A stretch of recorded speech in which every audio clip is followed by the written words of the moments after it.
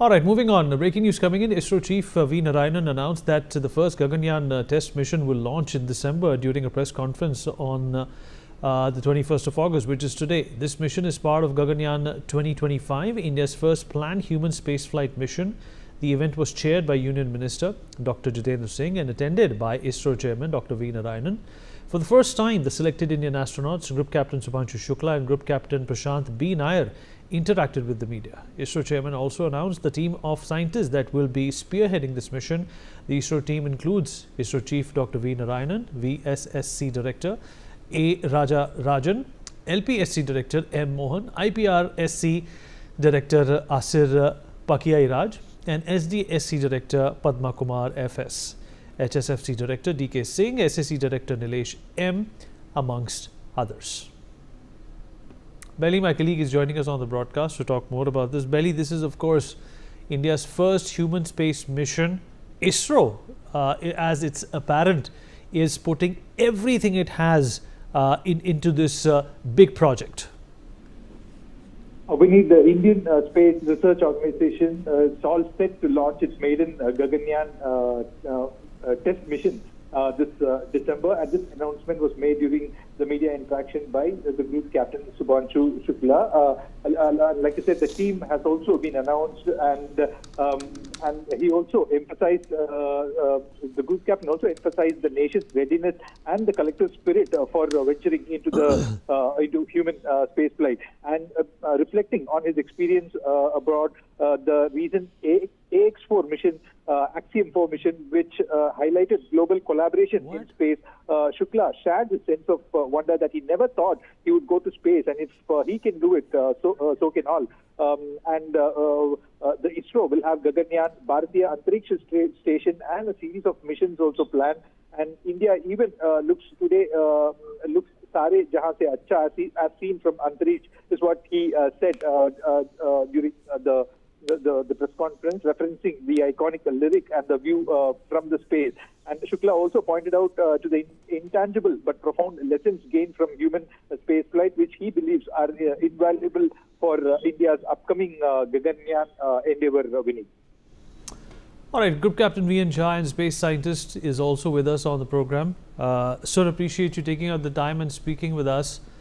Well, first manned mission. What do you think is that big challenge, that big impediment that the agency needs to overcome? It's already replete with all those people who have made some of our past projects successful, on a budget, on time. So obviously the confidence and the morale is very high, sir. Obviously, look, ISRO is looking forward to happening everything, but then there are roadblocks. The human space mission is not something that you can take very lightly. I have been, speaking on your channel. It has got a very special, problem that the human space mission as such has got. And as a concept, I know there are challenges, and the main challenge is the crew model in which EC and LSS is going to be mounted.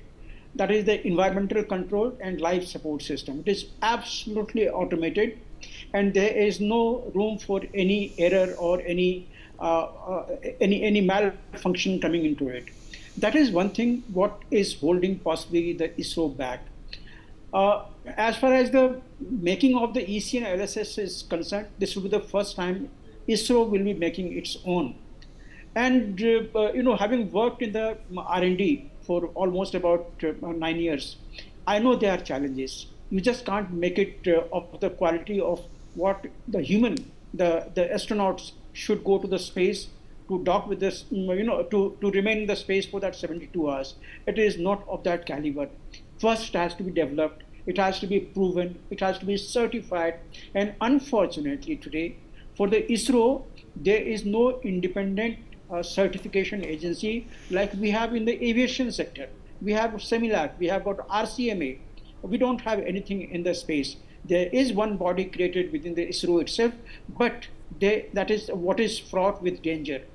Any certifying agency which is part of ISRO will not be independently looking at all safety aspects of it. And that is the most prominent roadblock that I foresee right now. Right now, first we are thinking of sending the Vyom, the maneuver functions there to measure all the things. Now, even if it comes back, even if all the parameters are normal, when the EC and LSS, that is the complete breathing system, the gaseous system, particulate, radiation, safety norms, water vapor, all these are going to be kept constant at the surface temperature of it, surface environment of it, and then the environmental control keeps the pressure at the ground level all the time. Even all these functions, how it is going to be behaving in that particular flight, that must be seen first here on the ground, and then this first flight should have gone with all those things certified in place. But fair enough, this is the first time that we are sending the human into the space. These challenges will be there. But what Shubhanshu Shukla has learned, or what ISRO has learned from Shubhanshu Shukla going to the space, does mean something. There is only one role of the astronaut into the human space mission Gaganyaan, and that is astronaut in loop. Entire thing is computerized, entire thing is automated. Some of the things are remote controlled from the ground station, and astronaut who will be flying, not flying, who will be in situ in the position of the crew, is only as an emergency basis. Should something go wrong, then the astronaut takes the control into his hand. And that part is entirely different from what it was in the SpaceX crew model, what they have flown into, Crew Dragon, or what Soviet Union has got at Crew Dragon, their own module. Those are, the system based. That is especially entirely different in the Soviet model. That is entirely different in the SpaceX, and that is going to be different here in this ISRO technology as well. Look, objective is the same, to go in the space and sustain there.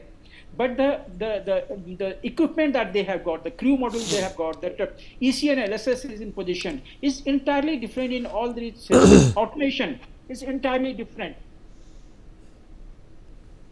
So I'm sorry, the child is very, sincere about it. So that is how it is going to be there. And that is the roadblock that I see right now. PM had announced it in 2019. At that time itself, most of us, we felt it is slightly premature because the rocket was not human rated. And it is not only the rocket which is to be human rated. The entire crew model, it has to be human rated. It has to meet the requirements of the 3 astronauts in position inside the module, and all functions, breathing, living, the excretory functions, the food functions, some amount of privacy, sleep, all these are going to be in that small capsule where 3 people are living. There is no privacy at all, whatsoever I see right now. And there is no toilet system, there is no other system. Everything is going to be disposal pad based. So it is going to be slightly challenging for the people who are going to be there. But then, we keep on learning these phases. I hope ISRO has learned from what input will be coming from Shukla. The crew model must first meet all the physiological requirements, the aeromedical requirements, the space requirement of the crew here on the ground, get it certified, and then it should go to the space. Even the first sortie of the crew module, what is supposed to be going this year end in December, I feel that should go with the system which is already been certified, and then record all those parameters during that first flight with the Vyom, and that will be very, very helpful. Vineet. All right, ISRO Chairman V. Narayanan provided insights into the space agency's ongoing and upcoming projects. He stated that the GSLV F-16 rocket successfully placed the prestigious NASA ISRO synthetic aperture radar satellite on the 30th of July, and this satellite, a joint venture between NASA's Jet Propulsion Laboratory and ISRO, is functioning perfectly. He added that in the next 2 to 3 months, ISRO will launch a 6,500 kilogram communication satellite for the USA using one of their launch vehicles.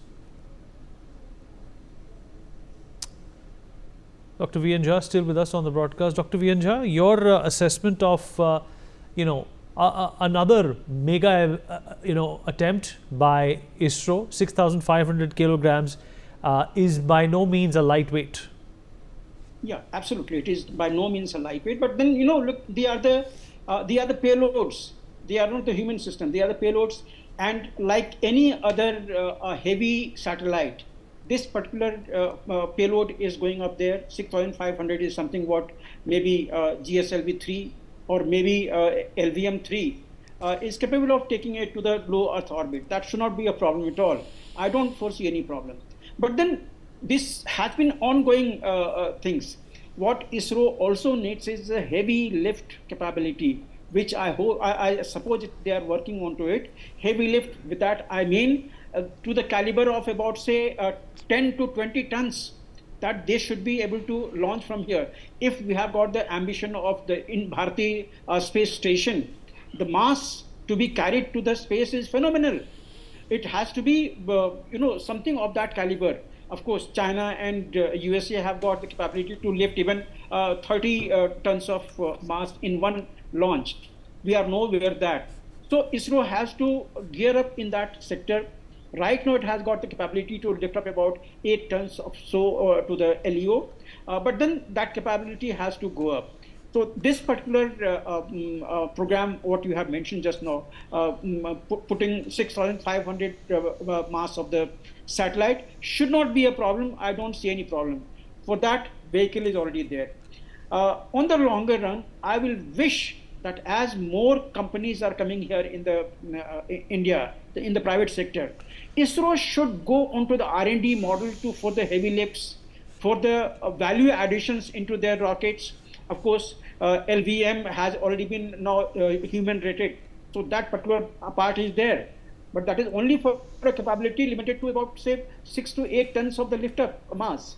So there another rocket, what comes up there, should be, they should go into the R&D model of making that particular heavy lift rockets. That is the need of the hour, while the smaller jobs, putting the rockets into the orbits, can be taken up by the rockets what is being made by the private sector or the other sector that they have mentioned. That is fair enough. So in this particular lift up, I don't foresee any problem. Any of this GSLV Mark 3 or LVM 3, it should be able to put those 6,500 mass of the satellite into the orbit without any problem at the orbital velocity that is required at that altitude. Vineet.